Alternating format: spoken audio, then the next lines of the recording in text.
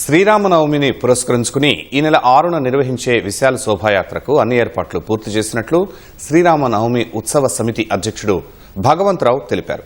చారిత్రాత్మక సీతారాంబాగ్ ఆలయం నుంచి శోభాయాత్ర ప్రారంభమై కోఠి ఆంధ్ర బ్యాంకు వద్ద ధర్మ సభతో ముగుస్తుందని వెల్లడించారు. కార్యక్రమంలో పెద్ద సంఖ్యలో భక్తులు పాల్గొనాలని పేర్కొన్నారు. ఈ యొక్క ఉత్సవాలు సీతారాంబాగ్ టెంపుల్ నుంచి ప్రారంభించబడుతుంది. ఉదయం 10 నుంచి 12 మధ్యలో సీతారాముల కళ్యాణం. అక్కడ గవర్నర్ గారు అక్కడ అతిథిగా వస్తున్నారు. ఈ ఉత్సవాల్లో పాల్గొనడానికి గోవర్ధన పీఠ శంకరాచార్యులు ముఖ్య అతిథిగా వస్తున్నారు. లేదా త్రిపుర డిప్యూటీ స్పీకర్ కూడా వస్తున్నారు. ఇది రాజకీయాలకు అతీతమైనటువంటి సంస్థ. ఊరేగింపు 1 గంటకు అక్కడి నుంచి ప్రారంభించబడుతుంది. దారి పొడవునా అనేక స్వచ్ఛంద సంస్థలు, ధార్మిక సంస్థలు, కుల సంఘాల వాళ్ళు స్వాగత వేదికలు, ప్రసాదము, మంచినీళ్లు ఏర్పాటు చేస్తున్నారు.